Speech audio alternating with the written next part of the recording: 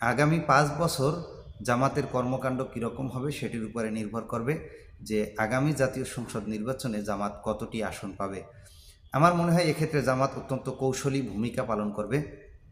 যে জামাতের উপরে যদি বিএনপির নেতৃত্বাধীন সরকার কোনো জুলুম নির্যাতন না করে, তাহলে জামাত সরকারের যে কোনো ভালো কাজে সহযোগিতামূলক মনোভাব পোষণ করবে এবং সরকারকে সহযোগিতা করবে, সরকারকে প্রশংসা করবে, সরকারের প্রশংসা করে সরকারকে সাধুবাদ জানাবে। কারণ এটি জামাতের পথ চলাকে মসৃণ করবে। কারণ তারা চাইবে অবশ্যই সরকারের সাথে একটি সুসম্পর্ক রেখে তারা তাদের যে স্বাভাবিক কার্যক্রম সেটি যাতে তারা পরিচালনা করতে পারে। আর এদেশের জনগণ এখন এটা ভালোভাবেই উপলব্ধি করতে পেরেছে যে জামাত যদি তাদের স্বাভাবিক কর্মকাণ্ডটা করতে পারে, তাদের স্বাভাবিক যে দাওয়াতি কার্যক্রম পরিচালনা করতে পারে, তাহলে জামাত এখন যে পর্যায়ে আছে সেখান থেকে তাদের যে উল্লম্ফন এটি ঘটা অসম্ভব কিছু নয়। এজন্য আগামী ৫ বছর যে যত চিন্তাই করুক না কেন যে জামাত রাজপথে থেকে, জামাত নেতৃত্বাধীন জোট রাজপথে থেকে সরকারকে বেকায়দায় ফেলবে বা সরকারকে ক্ষমতাচ্যুত করবে, আমার মনে হয় জামাত এই ভূমিকায় অবতীর্ণ হবে না। অর্থাৎ আগামী ৫ বছর বিএনপি যদি বড় ধরনের কোনো নেতিবাচক সিদ্ধান্ত জামাতের ব্যাপারে না নেয়, তাহলে দেশ গড়ার কাজে যদি বিএনপি আত্মনিয়োগ করে, তাহলে সেক্ষেত্রে অবশ্যই জামাত তাদেরকে সহযোগিতা করবে। জামাতের নিজের পায়ে নিজের দাঁড়ানোর জন্যই অথবা জামাতের নিজের যে শক্তি সেটিকে বৃদ্ধি করার জন্যই জামাত এটি করবে।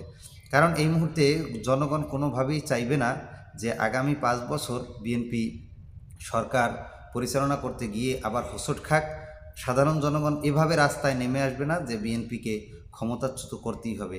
কারণ আমার এই বিশ্বাসটা এজন্য তৈরি হয়েছে যে বিএনপির নেতৃত্বাধীন সরকারের যে প্রধান ব্যক্তি আছেন, অর্থাৎ আমাদের প্রধানমন্ত্রী জনাব তারেক রহমান, তিনি দীর্ঘ ১৭ বছর ইংল্যান্ডে বসবাস করেছেন। সেখানের যে রাজনৈতিক কালচার এবং সেই দেশের যে সংস্কৃতি, সেখান থেকে তিনি অনেক কিছু অর্জন করেছেন। তার সেই অভিজ্ঞতার আলোকে তিনি এমন একটি রাষ্ট্র গঠনের পথেই এগিয়ে যাবেন যাতে মানুষ যুগের পর যুগ তাকে স্মরণ করে, যেমনটা তার প্রয়াত বাবা প্রেসিডেন্ট শহীদ জিয়াউর রহমানকে এবং তার মা প্রয়াত দেশনেত্রী বেগম খালেদা জিয়াকে মানুষ অত্যন্ত সুন্দরভাবে গ্রহণ করেছেন এবং তাদেরকে এখনও স্মরণ করছেন।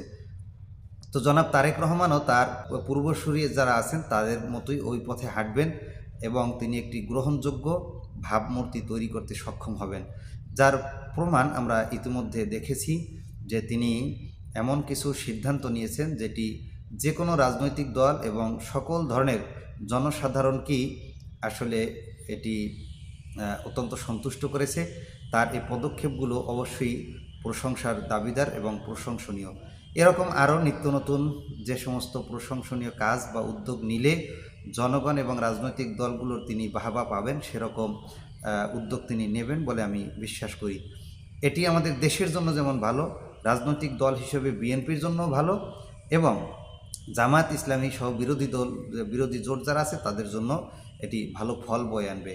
কারণ বিরোধীরা যদি কোনো ধ্বংসাত্মক কর্মকাণ্ডে লিপ্ত হয়, বিশৃঙ্খল পরিবেশ পরিস্থিতির সৃষ্টি করে, তাহলে জনগণ তাদের থেকে মুখ ফিরিয়ে নেবে।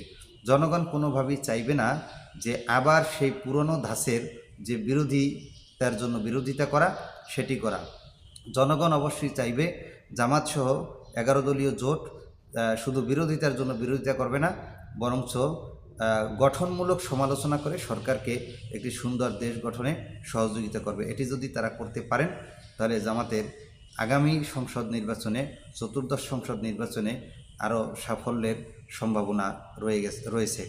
তো আমরা আশা করি যে জামাত কোনো অন্যায়ের পথে হাঁটবে না, সরকারকে সহযোগিতা করবে এবং সরকারকেও আমরা অনুরোধ করব, সরকারের প্রতি আমাদের আহ্বান থাকবে যে বিরোধী জোটকে দমন পীড়ন চালিয়ে তাদেরকে অবদমিত করে তারপরে আমাকে টিকে থাকতে হবে, এই ফর্মুলা থেকে, এই চিন্তা চেতনা থেকে বেরিয়ে আসতে হবে। সরকারের পক্ষ থেকে বিরোধী দলকে বিকশিত হওয়ার সুযোগ করে দিতে হবে এবং বিরোধী দলের উচিত সরকারকে গঠনমূলক সমালোচনা করে, সরকারকে সুপরামর্শ দিয়ে, সরকারের নেতিবাচক কর্মকাণ্ডের সমালোচনা করে, ভুল ধরিয়ে দিয়ে একটি সুন্দর এবং মর্যাদাশীল রাষ্ট্র গঠনের পথে ভূমিকা রাখা।